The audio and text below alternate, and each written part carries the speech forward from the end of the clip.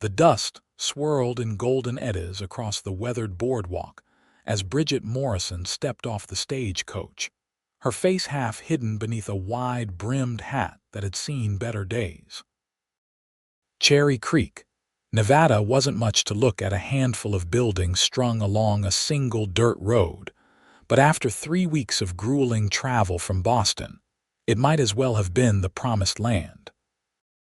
The year was 1876, and at 35 years old, Bridget was embarking on what most would consider a fool's errand. A spinster schoolteacher with no family left back east, she had answered an advertisement seeking an educated woman to establish Cherry Creek's first proper school. The mining town had grown enough to warrant one, according to the town council's letter, and they were willing to pay a decent wage. She gathered her skirts and navigated around a water trough, narrowly avoiding a splash from a chestnut mare drinking there. The desert heat pressed down on her like a physical weight, so different from the cool New England springs she'd known her entire life. "Need a hand with those bags, madam."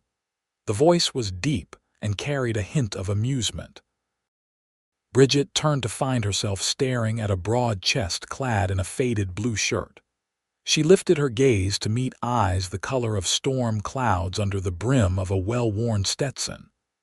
The man was tall, tanned, and watching her with open curiosity.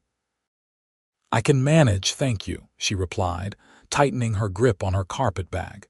Years of independence had taught her to be wary of overly helpful strangers, especially men.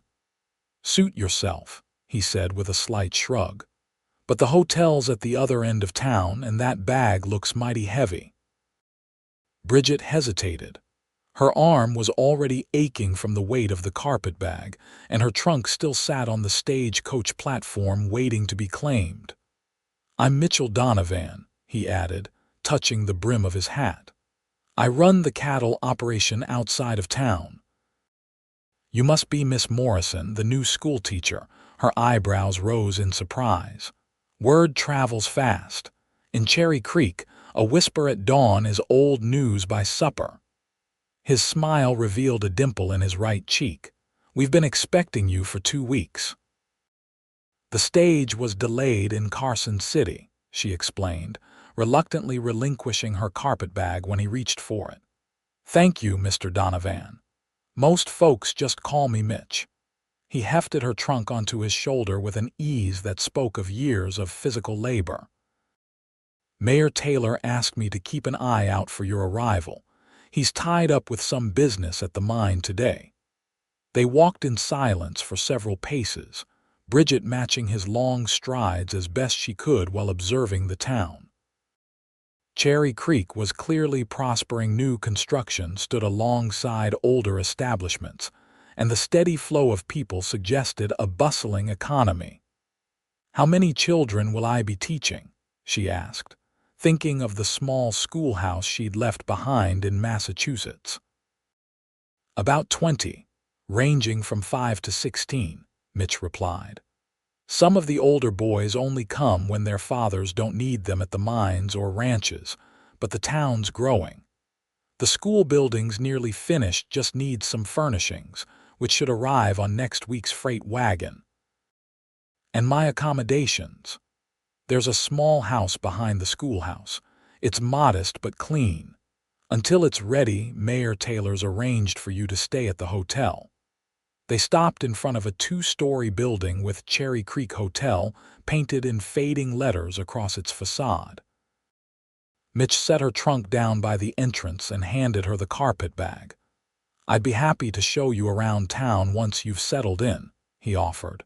"Maybe introduce you to some of the folks whose children you'll be teaching." Bridget studied him more carefully. He wasn't what she'd expected from a cattle rancher. His speech was educated, his manner courteous.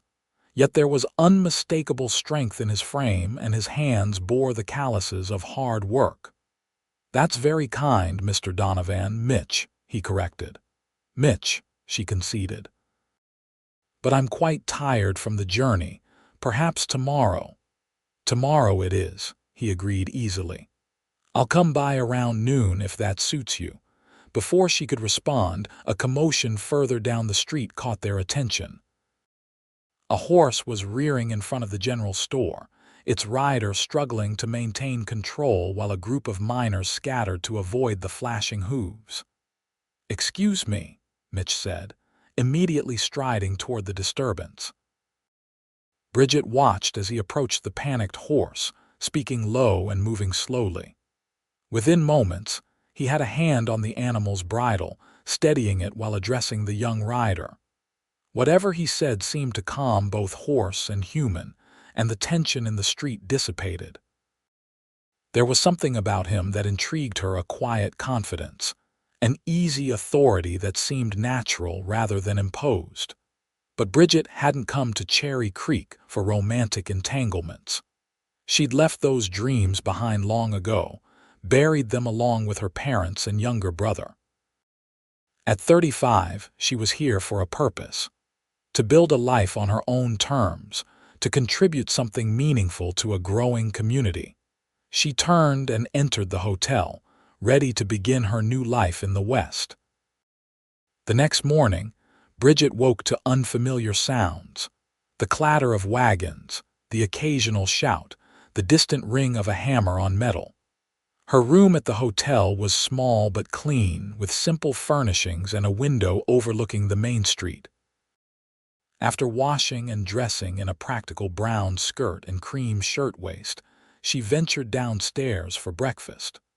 The hotel dining room was nearly empty, the early risers already gone about their business. A plump woman with graying hair approached her table with a coffee pot. "Morning, Miss Morrison. I'm Esther Wilson, owner of this establishment. Sleep well?" "Yes, thank you," Bridget replied, accepting a cup of the strong-smelling coffee. "Good to hear.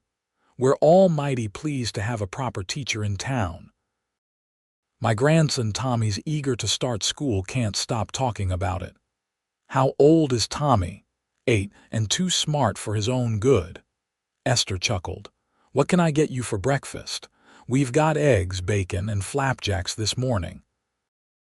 After a hearty meal that Esther insisted would put some meat on those bones, Bridget decided to explore the town before her appointment with Mitch Donovan. The morning air was cool but promised another scorching day as she made her way down the boardwalk. Cherry Creek was more substantial than her first impression had suggested. Besides the hotel, there was a general store, a bank, a small church, 2 saloons, a livery stable, and various other businesses. People nodded politely as she passed, some stopping to introduce themselves when they learned who she was. She was examining the partially completed schoolhouse, a simple but solidly built structure with large windows, when she heard approaching hoofbeats. Turning, she saw Mitch Donovan riding toward her on a magnificent black gelding. He dismounted with the fluid grace of a man who'd spent more time on horseback than on foot. "Good morning, Miss Morrison. I see you found the schoolhouse." "It's lovely," she said sincerely. "Much larger than I expected. We built it to grow into," he explained, tying his horse to a nearby post. "Cherry Creek's population has doubled in the past 3 years. The silver mines are producing well, and there's good grazing land for cattle." She studied the building again. "When will it be completed?" "Another week, maybe 2. The desks are being made by our local carpenter." He gestured toward the small structure behind the schoolhouse. "Your house should be ready in about the same time. It's not fancy, but it has a good stove and a pump right in the kitchen." "That sounds perfect." They walked around the schoolhouse grounds, discussing plans for a small garden where Bridget hoped to teach the children about botany and agriculture. Mitch listened attentively, offering practical suggestions based on the local soil and climate. "You're not what I expected, Mr. Donovan," she said finally. His eyebrows rose. "Oh, and what did you expect from a cattle rancher?" She smiled slightly. "Someone less articulate, perhaps, less informed about educational matters." He laughed, the sound warm and genuine. I went to college back east, University of Pennsylvania, studied engineering before coming west with my father and brother. A shadow crossed his face briefly. They're both gone now, but the ranch is doing well. I'm sorry for your loss, she said quietly. It was some years ago, he replied, then changed the subject. Are you hungry? The cafe makes a decent stew, and I promised you a proper tour of Cherry Creek. They spent the afternoon walking the town, with Mitch introducing her to shopkeepers, miners, and families with school-aged children. Everyone seemed genuinely pleased to meet her, many expressing gratitude for her willingness to come all the way from Boston to teach their children. By the time they reached the town's small park, a patch of grass, with a few benches under cottonwood trees, Bridget had met nearly half her future students and dozens of other townspeople. They sat on a bench in the dappled shade, watching as two boys played with a hoop and stick nearby.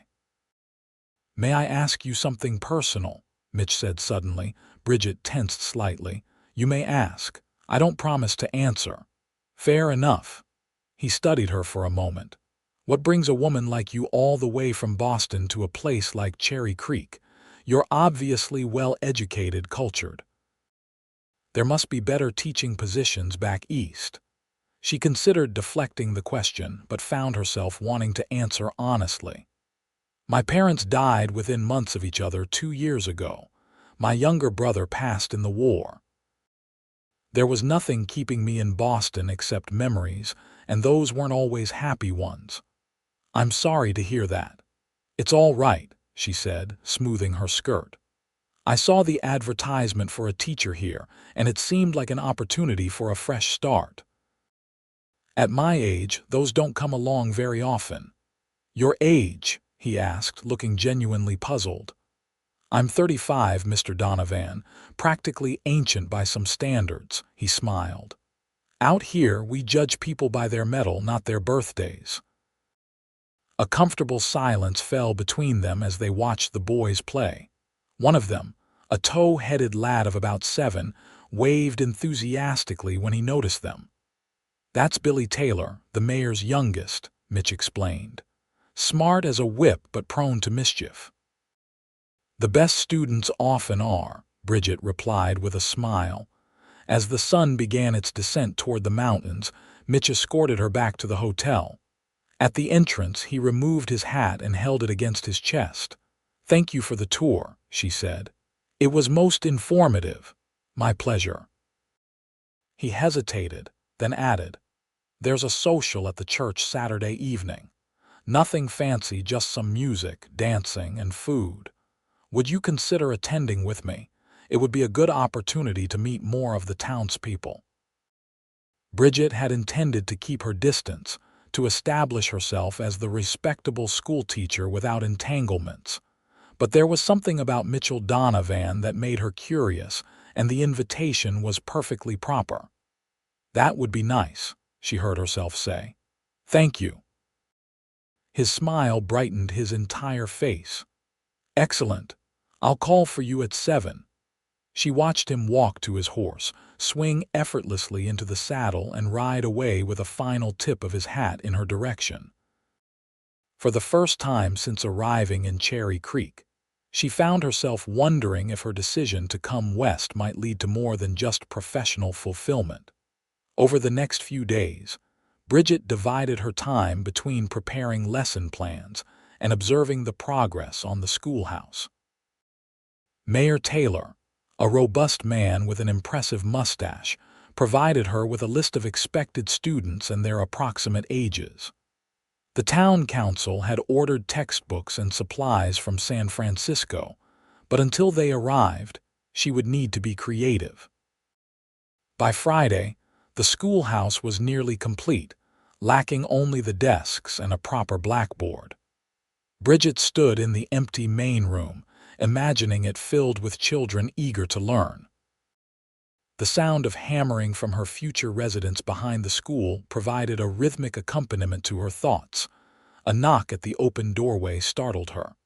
Mitch stood there, hat in hand, looking slightly windblown. "Sorry if I startled you," he said. "I was riding by and saw you standing here." "Just envisioning the possibilities," she explained, gesturing to the empty space. "I'm thinking of arranging the desks in a semicircle rather than rows. It encourages more participation." He nodded, stepping inside. "Makes sense. I never much liked staring at the back of someone's head all day." "Were you a good student, Mr. Donovan, Mitch?" he reminded her. "And yes, I was, much to my father's dismay. He wanted me working the ranch, not wasting time with books. My mother insisted on education, though. She was a teacher before marrying my father." "That explains your interest in the school." "Partly," he acknowledged with a small smile. "I also believe a town's future depends on its children. Give them knowledge and they'll build something better than what we have now." The sentiment surprised and pleased her. "That's exactly how I feel." He moved further into the room, examining the craftsmanship of the walls and windows. "What brought you to teaching?" "I've always loved learning," she replied, watching him circle the space. "And I discovered I loved sharing knowledge even more. There's nothing quite like seeing a child's face when understanding dawns." "I can imagine," he said softly. Their eyes met across the empty schoolroom, and Bridget felt a peculiar warmth spread through her chest. She looked away first, moving toward the window. "The carpenter promises the desks will be ready by Wednesday," she said, changing the subject. "And Mayor Taylor thinks the supplies will arrive on Tuesday's freight wagon. We should be able to start classes next Friday. The children will be pleased. So will their parents." An awkward silence fell between them, broken only when Mitch cleared his throat. "I actually came by for a specific reason," he said. "I'm heading to the general store and wondered if you needed anything for tomorrow night. Mrs. Peterson mentioned you were looking for ribbon earlier this week." The thoughtfulness of the gesture caught her off guard. "That's very kind, but I found what I needed. Mrs. Peterson had a small selection tucked away." "Good." He twisted his hat in his hands. "Well, I should let you get back to your planning. I'll see you tomorrow evening then." "I'm looking forward to it," she replied, surprised to find she meant it. After he left, Bridget remained in the schoolhouse for a long time, her thoughts drifting from lesson plans to the unexpected warmth in Mitch Donovan's gray eyes. Saturday evening arrived with clear skies and a gentle breeze that provided relief from the day's heat. Bridget spent more time than usual preparing for the social, finally selecting a dress of deep blue cotton that she'd rarely worn in Boston. It was simpler than her usual attire, but more elegant than her everyday clothes, with a modest neckline trimmed in white lace and sleeves that ended just below the elbow. She was pinning her hair when a knock came at her hotel room door. Glancing at the small clock on the dresser, she found it was only 6:30, and Mitch wasn't due for another half hour. "Who is it?" she called. "It's Esther, dear. I've brought you something." Bridget opened the door to find her landlady holding a small posy of wildflowers tied with a ribbon. "These just arrived for you," Esther said with a knowing smile, "from a certain rancher who seems quite taken with our new schoolteacher." Bridget accepted the flowers, trying to hide her pleasure. "Thank you, Mrs. Wilson." "There's a note as well," Esther pointed out, clearly hoping for details. Bridget discovered a small, folded paper tucked among the blossoms. She opened it after closing the door on Esther's curious gaze. "These reminded me of you, beautiful even in harsh conditions. Looking forward to this evening. M.D." The simple words brought a flush to her cheeks. It had been years since anyone had sent her flowers, and the gesture touched her more deeply than she cared to admit. She placed the posy in a water glass on her dresser and returned to her preparations, suddenly anxious about the evening ahead. Mitch arrived precisely at 7, looking decidedly different from the working rancher she'd come to know. He wore a clean black suit that fit his broad shoulders perfectly, a white shirt, and a string tie.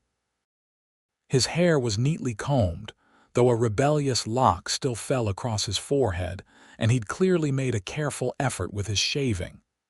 "You look lovely," he said when she opened the door.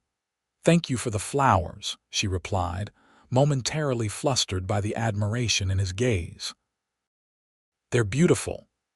"Not as beautiful as their recipient," he said, offering his arm. "Shall we?" The church was only a short walk from the hotel. Already, music spilled from its open doors, a lively fiddle tune accompanied by guitar and what sounded like a harmonica.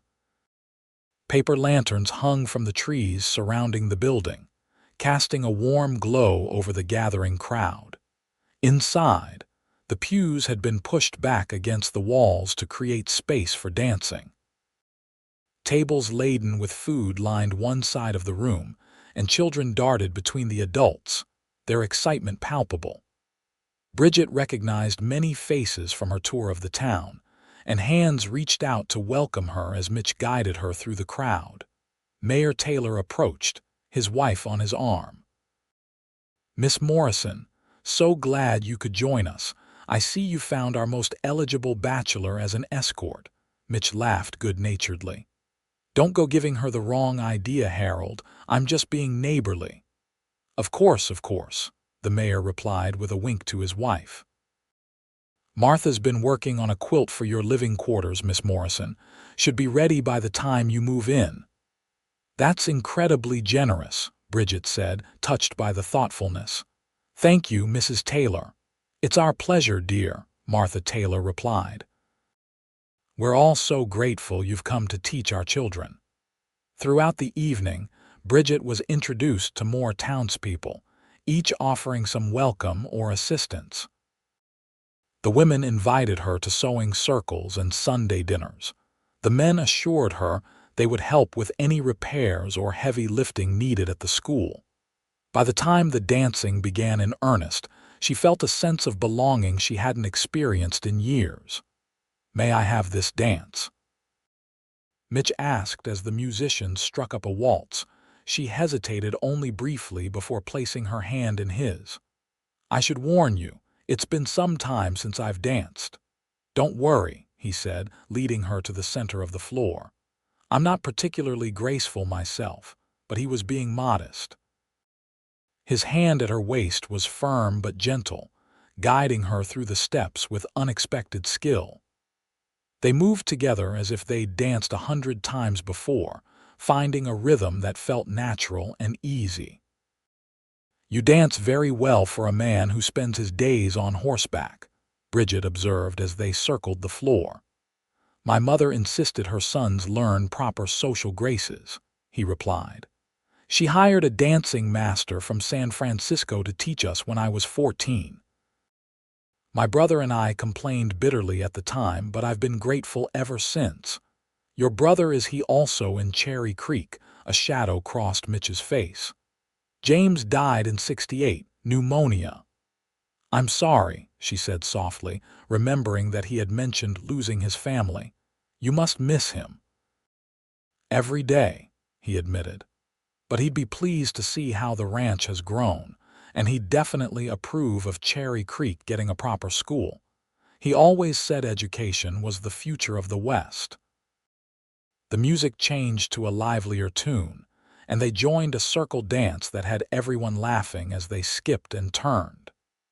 Afterward, flushed and breathless, they helped themselves to punch and plates of food before finding seats near an open window where the evening breeze provided cooling relief. "Are you enjoying yourself?" Mitch asked, watching as she sampled a slice of apple pie. "Very much," she replied truthfully.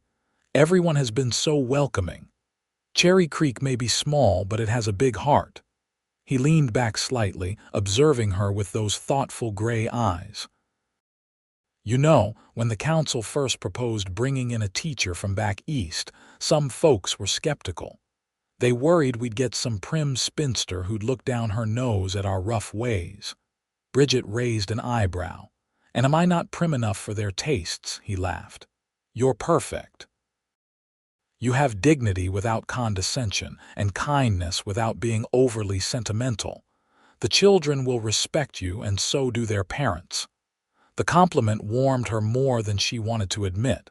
"Thank you. That means a great deal to me." They were interrupted by Billy Taylor and two other boys who wanted to know if Miss Morrison would be teaching them about dinosaurs, and if it was true she had crossed the entire country by herself. "I came from Boston, not New York," she explained patiently. "And yes, I did travel alone. As for dinosaurs, we'll certainly discuss them when we study natural history." The boys peppered her with more questions until their mothers called them away, apologizing for the interruption. "You handle them well," Mitch observed. "Many adults find Billy exhausting. He's curious, that's all." It's a quality to be encouraged, not stifled. The evening continued with more dancing, conversation, and laughter. By the time they left the church, the stars were brilliant in the clear desert sky, and a three-quarter moon cast silver light over the quiet town. "May I walk you back to the hotel?" Mitch asked, though they were already moving in that direction. "That would be lovely." They strolled slowly, in no particular hurry to end the evening. The air had cooled considerably, and Bridget shivered slightly in her lightweight dress. Without a word, Mitch removed his jacket and draped it over her shoulders. The warmth of it enveloped her, along with the scent of soap, leather, and something distinctly him. "Thank you," she murmured. "My pleasure." His voice was low in the darkness. "I've enjoyed your company this evening, Miss Morrison." "Bridget," she said suddenly. "If I'm to call you Mitch, you should call me Bridget." His smile was visible even in the moonlight. "Bridget it is, then." They reached the hotel steps too soon for her liking. She removed his jacket and handed it back, immediately missing its warmth. "Thank you for a wonderful evening," she said, "and for introducing me to so many people. The pleasure was mine." He hesitated, then added, "I'd like to call on you again if you're amenable." The formal phrasing made her smile. "I'd like that." He took her hand then, his calloused fingers warm against hers, and raised it briefly to his lips. The gesture was old-fashioned, courtly even, but it sent a flutter through her chest that had nothing to do with propriety. "Good night, Bridget." "Good night, Mitch." She watched him walk away before entering the hotel, her mind replaying the evening's events as she climbed the stairs to her room. It had been a long time since she'd allowed herself to think of a man in romantic terms. After her fiancé had broken their engagement 12 years ago, citing her advanced age and doubtful fertility. As his reasons, she had channeled her energies into teaching and caring for her ailing parents. But Mitch Donovan stirred feelings she'd thought long dormant, and despite her best intentions to focus solely on establishing the school, she found herself looking forward to seeing him again. The following week passed in a flurry of activity. The schoolhouse was completed, the desks and supplies arrived, and Bridget moved into the small house behind the school.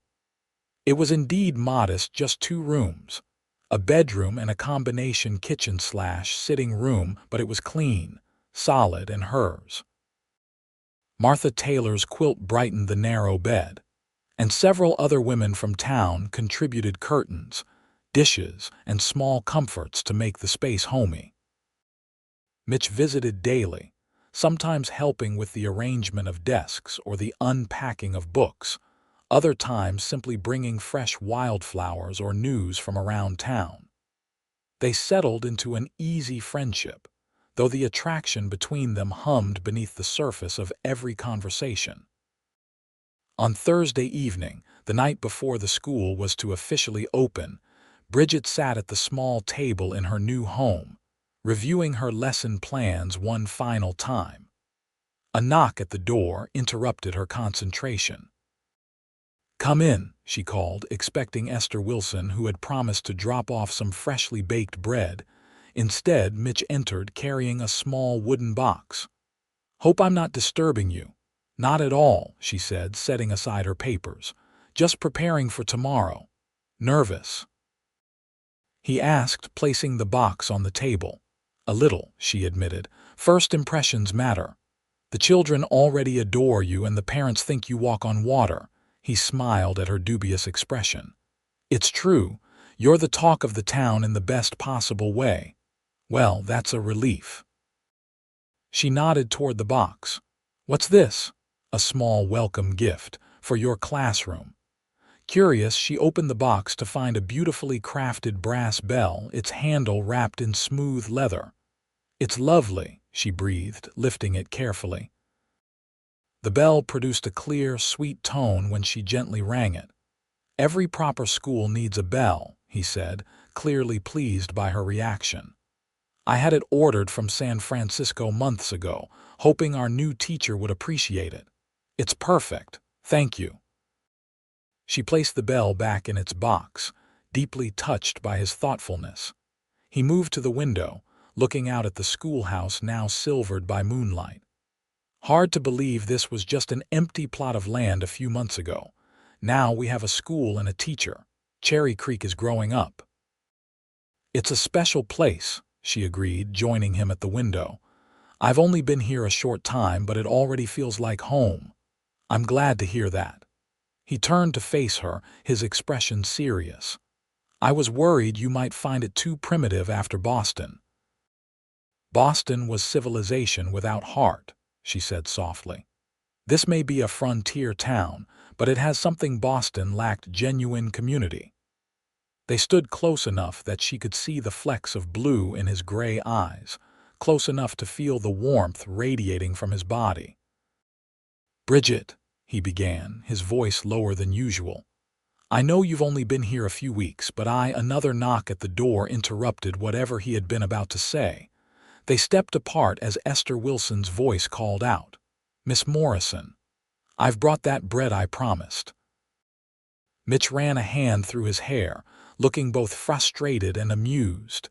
Never a moment's peace in a small town. "So I'm learning," Bridget replied, moving to open the door. After Esther departed, leaving behind not only bread but also a pot of stew and several thinly veiled hints about Mitch's presence in Bridget's home after dark, an awkward silence fell between them. "I should go," Mitch said finally. "You need your rest before tomorrow." She wanted to ask what he'd been about to say before the interruption, but courage failed her. "Thank you again for the bell. It's a wonderful gift." At the door, he paused. "Would it be all right if I came by after school tomorrow? I'd like to hear how your first day goes." "I'd like that," she replied, realizing how much she wanted to share the experience with him. He left with a tip of his hat, and Bridget returned to her lesson plans, though her thoughts kept drifting to the look in his eyes when they'd stood by the window. The first day of school dawned clear and bright. Bridget rose early, dressed with care in a sensible gray skirt and white shirtwaist, and arranged her hair in its usual neat bun. After a light breakfast, she walked the short distance to the schoolhouse, her stomach fluttering with anticipation.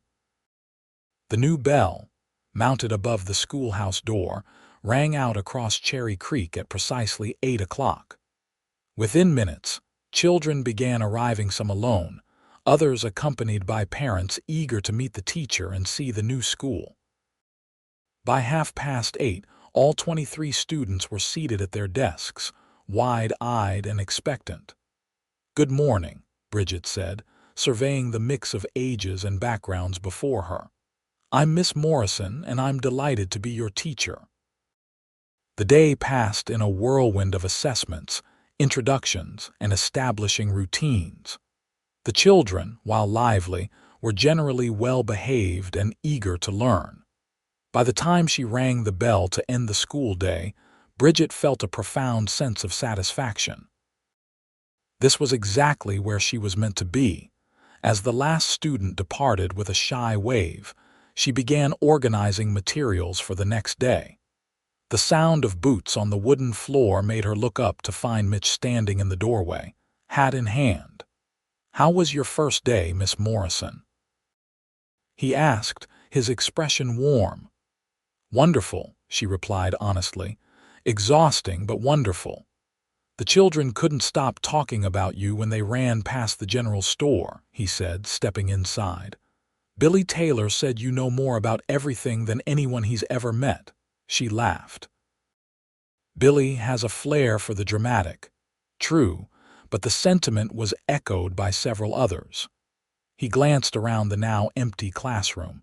"You've made this place come alive." Something in his voice made her look at him more closely.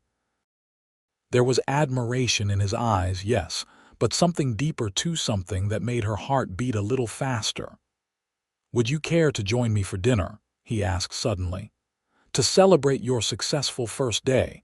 Nothing fancy, just the cafe." "I'd like that," she said, gathering her shawl. "Let me just lock up." The cafe was busy but not crowded. They found a table by the window and ordered beef stew and biscuits. As they ate, Bridget shared stories from the day, Billy's endless questions.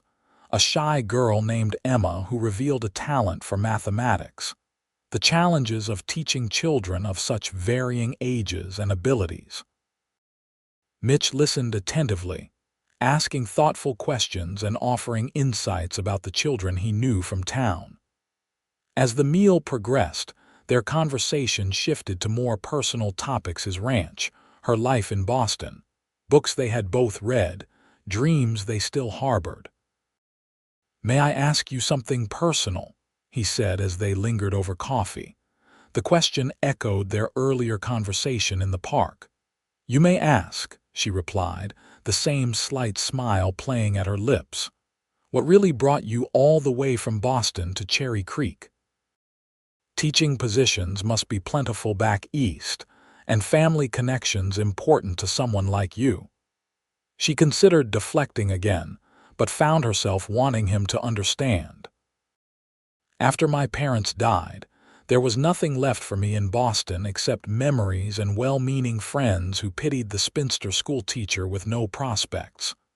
"No prospects," he repeated, clearly skeptical. "I find that hard to believe."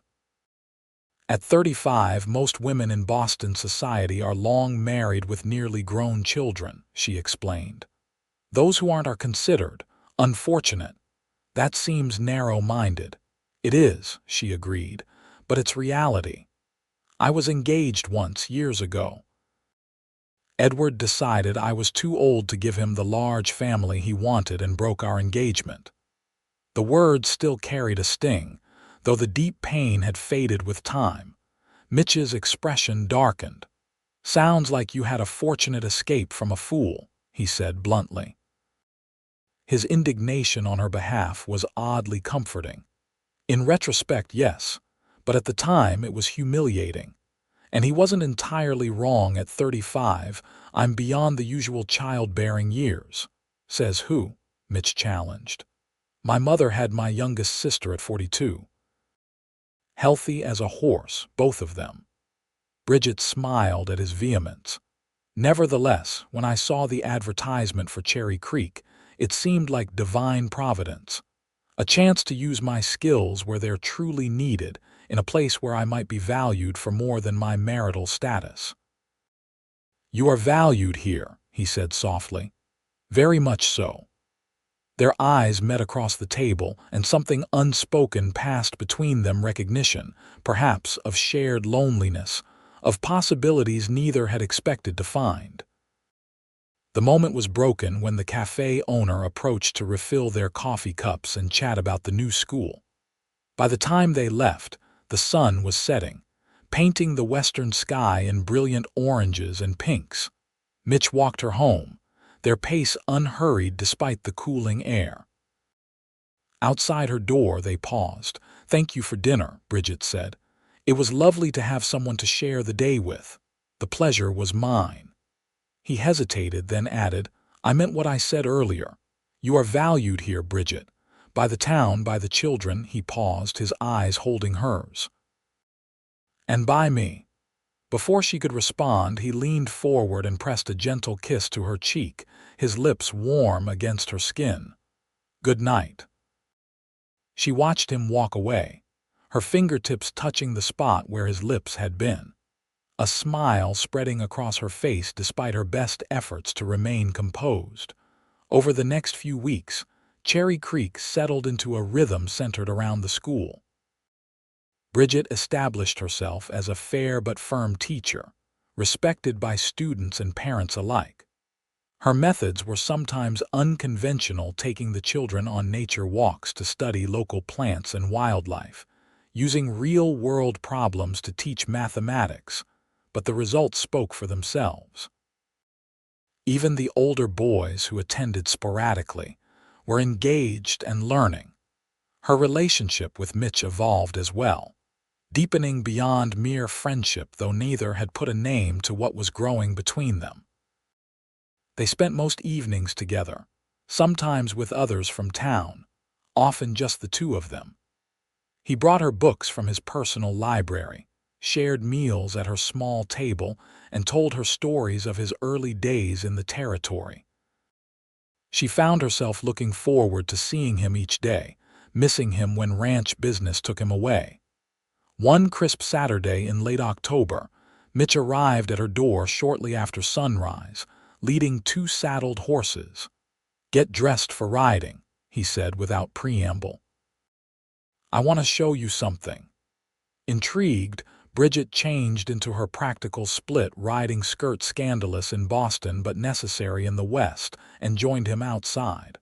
The horse he had brought for her was a gentle mare with patient eyes. "This is Daisy," he explained, helping Bridget mount. "She belongs to my foreman's wife but doesn't get ridden nearly enough. She'll take good care of you." "Where are we going?" Bridget asked as they set off at an easy pace. "It's a surprise," Mitch replied, a mysterious smile playing at his lips, "but I think you'll like it."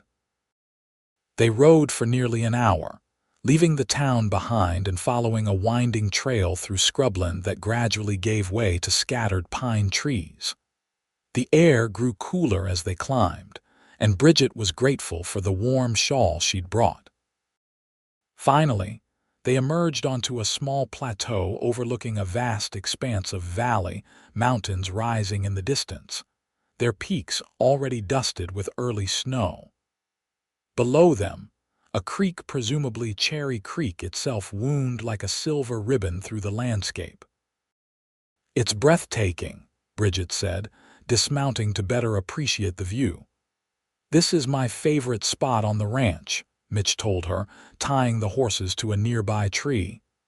"I come here to think, or just to remember how lucky I am to call this place home." He spread a blanket on the ground and unpacked a basket she hadn't noticed tied to his saddle: fresh bread, cheese, dried fruit, and a bottle of wine. "A picnic?" she asked, delighted by the unexpected treat. "I thought you might enjoy a day away from town," he explained, uncorking the wine. "You've been working so hard at the school." They sat side by side on the blanket, sharing the simple meal and comfortable conversation as the sun rose higher in the sky, warming the autumn air. After they had eaten, Mitch leaned back on his elbows, watching a hawk circle lazily above them. "My father brought me here the day he decided to settle in this valley," he said quietly. "I was 12. James was 15. We'd been traveling for months, looking for the right place after leaving Philadelphia. When we reached this spot, my father said, 'This is it, boys. This is where we'll build our lives.'" "He chose well," Bridget observed, gazing out over the beautiful landscape. "Yes, he did." Mitch sat up, turning to face her. "Bridget, there's something I've been wanting to tell you, to ask you, really." Her heart quickened at the seriousness of his tone. "Yes. These past weeks, getting to know you, spending time with you, they've been the happiest of my life." He took her hand, his fingers warm against hers. "I know it hasn't been long, but I feel as if I've known you forever." "I feel the same," she admitted softly. "The thing is," he continued, "I've been alone for a long time. After losing my family, I threw myself into building the ranch, making it successful. I told myself that was enough." He squeezed her hand gently. But it wasn't. Something was missing. Someone was missing. Bridget's breath caught in her throat as he moved closer. When Mayor Taylor said he'd found a teacher back east willing to come to Cherry Creek, I never imagined she would change my life, Mitch said, his eyes never leaving hers. But you have, Bridget. You've brought something into my world that I didn't even know was missing. Mitch, she began, but he shook his head. Let me finish, or I might lose my nerve. He took a deep breath. I'm falling in love with you, Bridget Morrison. I know it's soon, and I know you came here to build a life independent of entanglements, but I had to tell you how I feel. The words hung in the air between them, honest and vulnerable. Bridget felt tears spring to her eyes, surprising herself with the depth of emotion his declaration evoked. I came to Cherry Creek looking for purpose, she said finally, her voice steady despite the pounding of her heart. I wasn't looking for love. I thought that part of my life was over. His expression faltered slightly, but he nodded, accepting her words without interruption. But then I met you, she continued, reaching up to touch his cheek. And everything changed. I'm falling in love with you too, Mitch. It terrifies me and exhilarates me all at once. The smile that broke across his face was like sunrise after the longest night. He pulled her into his arms, holding her close as if afraid she might disappear. When he finally drew back, his eyes were bright with emotion. May I kiss you, Bridget Morrison? In answer, she closed the distance between them, pressing her lips to his in a kiss that began gently but quickly deepened, years of loneliness and longing giving way to joy and promise. His arms tightened around her, and she melted against him, feeling for the first time in her life that she had truly come home. When they finally parted, both breathing heavily, Mitch rested his forehead against hers. I was so afraid you wouldn't feel the same, he confessed. How could I not? She asked simply. They spent the remainder of the day exploring the plateau and surrounding woods, hand in hand, stealing kisses when the beauty of the landscape or the sheer happiness of the moment overwhelmed them. By the time they rode back toward town, the sun was low in the western sky, casting long shadows across the trail. Have dinner with me tonight, Mitch said as they reached the outskirts of Cherry Creek. At my house. I'm not much of a cook, but I can manage a decent steak. I'd like that, Bridget replied, though a small voice in the back of her mind warned of potential gossip if she was seen going to his home in the evening. As if reading her thoughts, he added, We can invite Esther Wilson as well, if you're concerned about appearances. Though I suspect the whole town already knows how I feel about you. She laughed, relaxing. Is it that obvious? According to my foreman, I've been mooning around like a lovesick calf for weeks. The mental image of the strong, capable rancher being compared to a calf made her laugh harder. Well, we can't have your reputation ruined. Dinner at your house sounds wonderful, with or without Esther. They parted at her door with a lingering kiss and a promise to meet again in 2 hours. Bridget hurried inside to wash away the dust of the trail and change into a fresh dress, her mind replaying the day's events and conversations.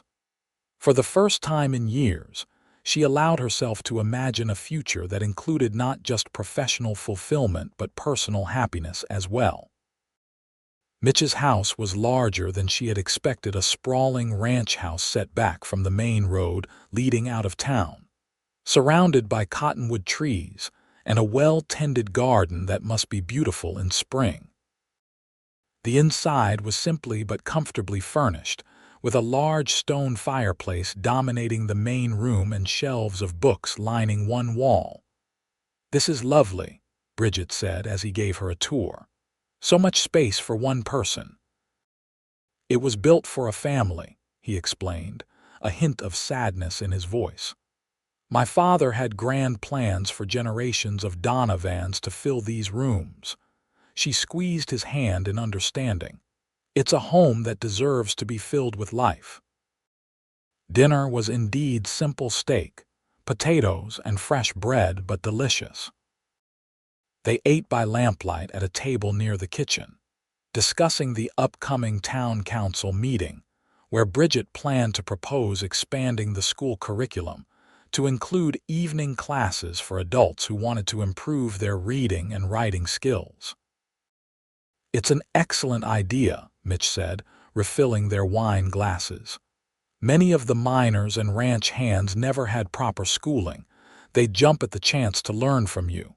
"You really think so? I don't want to overstep my bounds so soon. You're the teacher, education is your domain." He smiled warmly. "Besides, the council would approve anything you suggested at this point. You've won over the entire town." After dinner, they moved to the comfortable chairs near the fireplace. Outside, the wind had picked up, rattling the windows and sending the temperature dropping rapidly. "Sounds like a storm coming," Mitch observed, adding another log to the fire. "The first winter storm often arrives around this time." As if in confirmation, rain began to patter against the roof, quickly intensifying to a steady downpour. Bridget moved to the window, watching the water sluice down the glass. "I should get you back to town before it gets worse," Mitch said, though he made no move toward the door. "It's already worse," she pointed out, returning to her chair. "I think I'm stranded here, at least until it lets up." The implication of her words hung between them, neither awkward nor unwelcome but acknowledged. Mitch took her hand, his thumb tracing small circles on her palm. "Bridget," he said softly, "I want you to know that I respect you too much to presume anything." The guest room is made up, and she silenced him with a gentle finger against his lips. "I know. I trust you, Mitch." They sat in companionable silence for a time, listening to the rain and the crackling of the fire, hands entwined. Finally, Mitch spoke again, his voice thoughtful. "When I was a boy, my mother used to say that home isn't a place, it's a feeling. I didn't understand what she meant until recently." He looked at her, his eyes reflecting the firelight. "Being with you feels like coming home after a very long journey." The simple honesty of his words moved her deeply. "I feel the same," she whispered. He drew her into his arms then, kissing her with a tenderness that gradually gave way to something more urgent. They fit together perfectly, as if their bodies had known each other in some previous life and were simply remembering the way. When they finally broke apart, both breathing heavily, Mitch rested his forehead against hers. "Stay with me tonight," he murmured. "Not in the guest room. With me."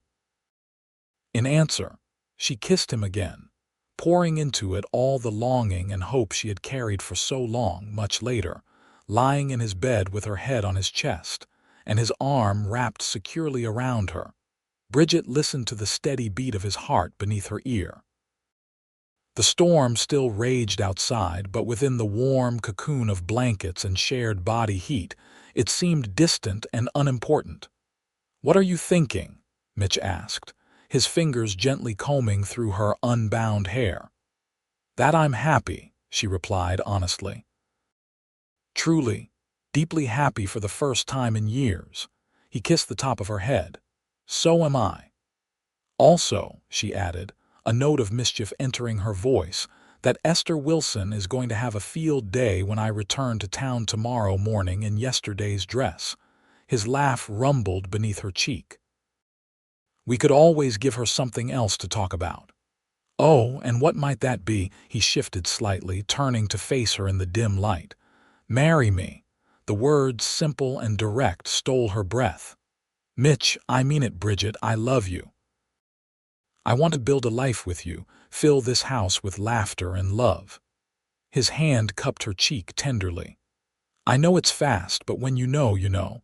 And I know that you're the one I've been waiting for all my life." Tears welled in her eyes, spilling over despite her best efforts to contain them. "I love you too," she whispered. "But there's something we need to discuss first." "Anything?" She took a deep breath, forcing herself to voice the concern that had lingered in the back of her mind. "I'm 35, Mitch. Too old for childbearing, realistically. If you want children, I want you," he interrupted, his voice firm but gentle. "Children would be a blessing, but they're not a requirement. What I want is a partner, Bridget, someone to share my life, my hopes, my dreams." His thumb brushed away a tear on her cheek.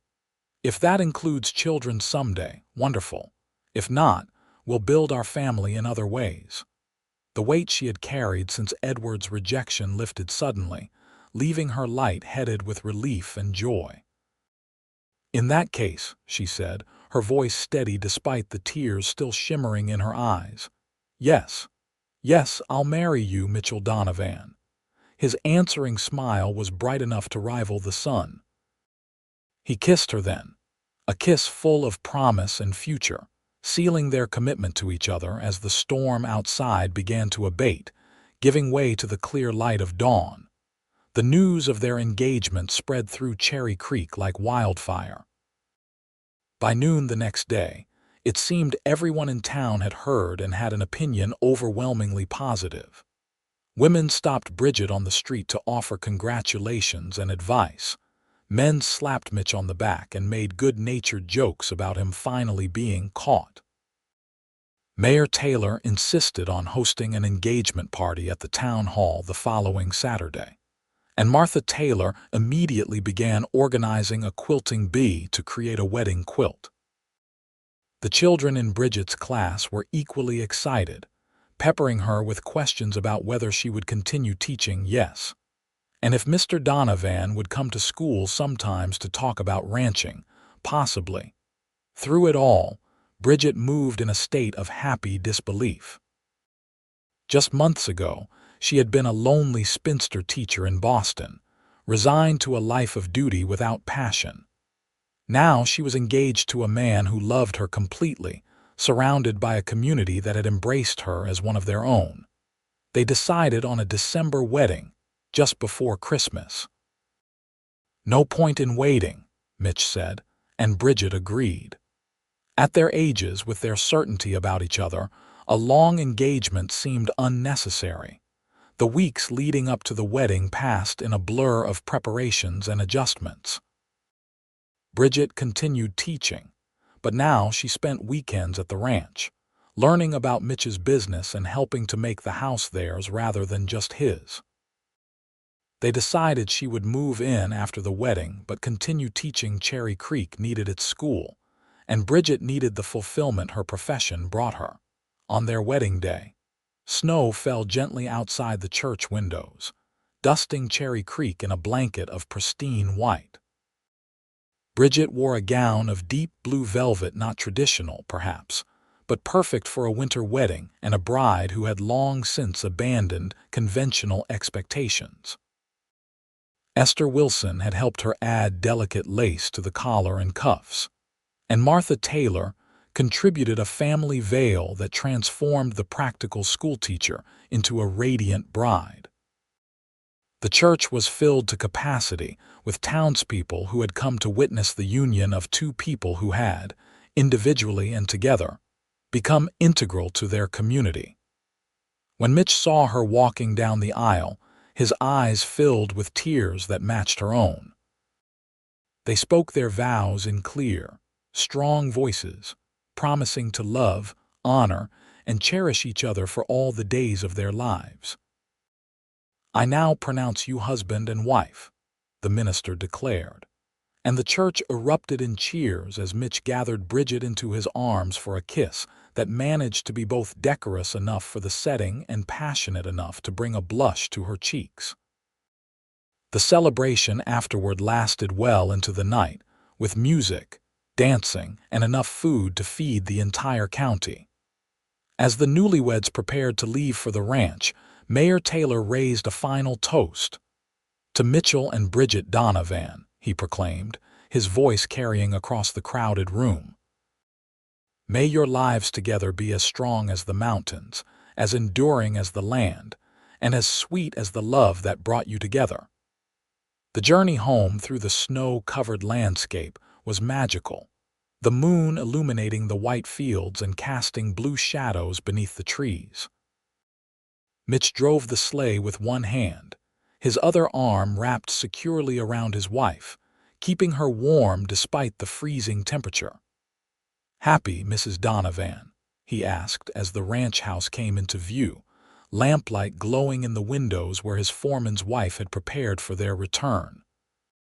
"More than I ever imagined possible," she replied, turning her face up for a kiss that lingered until the horses reached the house. Inside, a fire blazed in the hearth, and a simple supper waited in the kitchen. But food was the last thing on either of their minds as they moved toward the bedroom that was now truly theirs, shedding layers of winter clothing along the way. Their lovemaking that night was both tender and passionate, a celebration of their union and a promise of all the nights to come. Afterward, lying in each other's arms, they talked of the future, expanding the ranch, growing the school, building a life together that would honor both their individual dreams and their shared ones. "I never thought I'd find this," Bridget confessed, her head resting on Mitch's chest. After my parents died, I convinced myself that some women are simply meant for work rather than love. And now," he prompted, his fingers tracing lazy patterns on her bare shoulder. "Now I know better," she said simply. "Now I know that life doesn't end at 35, it can begin." Spring brought new life to the ranch and unexpected news to the Donovans. After several months of unexplained fatigue and morning sickness, Bridget visited the town doctor, who confirmed what she had begun to suspect. Despite her age and contrary to all expectations, she was with child.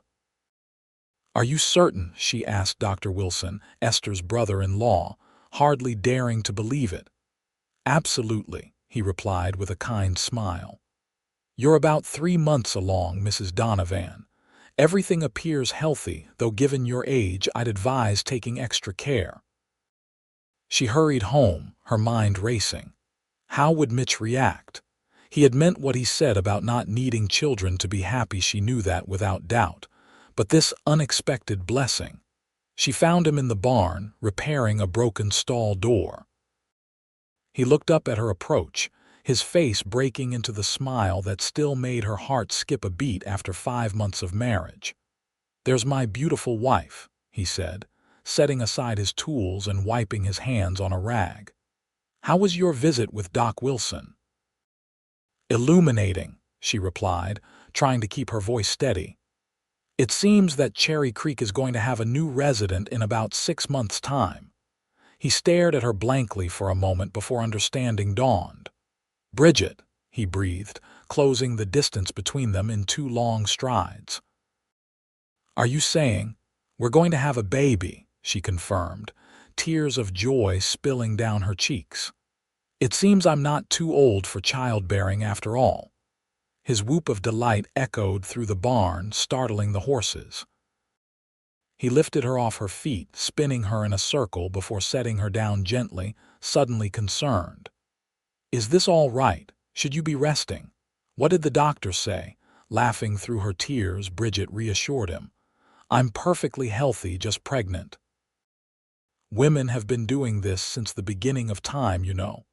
"But not my wife," he said, his hands cradling her face. "Not carrying my child." His voice was filled with wonder. "I meant what I said before, Bridget. This isn't necessary for my happiness. But I can't deny it feels like a miracle." "It does," she agreed softly. As her pregnancy progressed, Bridget continued teaching, though she agreed to reduce her hours as summer approached, and the heat made long days in the schoolhouse increasingly difficult. The town hired a young woman, Emma Thompson, to assist her and eventually take over during Bridget's confinement and recovery.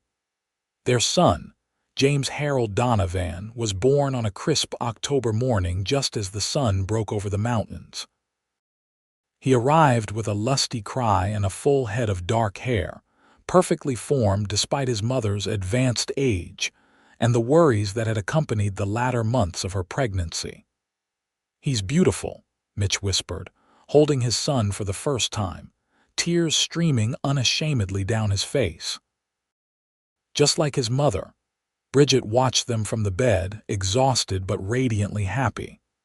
"I think he has your chin," she observed, "and definitely your lungs given how loudly he announced his arrival." Mitch laughed, gently placing the baby in her arms. "He's perfect. You're perfect. I love you both so much." The first year of James's life passed in a blur of joy, exhaustion, and discovery. Bridget returned to teaching part-time when he was 6 months old, finding that her work with the children of Cherry Creek was even more fulfilling now that she had a child of her own. Mitch proved to be an attentive, involved father, often carrying James with him around the ranch in a specially constructed sling that allowed the baby to see everything, while keeping his father's hands free. As their son grew from infant to toddler to little boy, their family expanded again with the birth of a daughter, Elizabeth Martha, when James was 3. Lizzie arrived with less drama than her brother, but twice the determination, making her presence known from her first day with a strong will and an infectious laugh. The years flowed by, marked by the rhythm of seasons, the growth of their children, and the deepening of the love between Mitch and Bridget. The ranch prospered, as did the school, which expanded to 2 rooms and 3 teachers as Cherry Creek continued to grow. They faced challenges, of course, drought years that threatened the cattle, an influenza epidemic that swept through town taking several lives, the normal ups and downs of marriage and parenthood, but they faced them together, their partnership stronger for each test it endured. On the evening of their 10th anniversary, Mitch surprised Bridget with a trip back to the plateau where he had first declared his love. Despite the December cold, they bundled up and rode out just before sunset, reaching the overlook as the sky blazed with color. "It's still as beautiful as I remember," Bridget said, her breath forming clouds in the cold air. "So are you," Mitch replied, drawing her close. At 45, her hair now showed strands of silver among the brown, and fine lines had formed around her eyes from years of laughter and western sun. To Mitch, she was more beautiful than ever. They spread a blanket on the ground, just as they had a decade earlier, and shared a flask of whiskey to ward off the chill. 10 years, Bridget mused, leaning against her husband's solid warmth. "Sometimes it feels like yesterday that I stepped off that stagecoach. Other times, it's as if I've always been here, always been yours." "You have always been mine," he said softly. "Even before we met. Your soul was made to match mine. It just took us a while to find each other." She smiled at the sentiment. So unlike the practical rancher he appeared to be, and so typical of the romantic heart she had discovered beneath that exterior. Who would have thought that a 35-year-old spinster schoolteacher and a bachelor rancher would find happiness together? "I did," Mitch said, turning to face her fully. "The moment I saw you dodge that water trough on your first day in town, I knew you were special. And when you told me you were too old for childbearing and I said I wanted a partner, I meant every word." He took her hand, his fingers warm despite the cold air. "These 10 years have been the best of my life, Bridget. Watching you with our children, building our life together, facing whatever comes our way as a team, it's more than I ever dreamed possible." Tears filled her eyes, not of sadness but of overwhelming gratitude for the life they had created together. "I love you, Mitchell Donovan, more today than yesterday and not as much as tomorrow." As the first stars appeared in the darkening sky, they sealed their renewed commitment with a kiss as passionate as their first, secure in the knowledge that what they had found together was rare and precious, a love that had defied expectations, overcome obstacles, and grown stronger with each passing year. In the gathering dusk, they rode back toward the lights of home, where their children waited with Martha Taylor, no doubt begging for one more story before bedtime. The future stretched before them, full of promise and possibility, all because a headstrong schoolteacher had taken a chance on a new beginning, and a lonely rancher had recognized his heart's desire when it stepped off a stagecoach one dusty afternoon in Cherry Creek.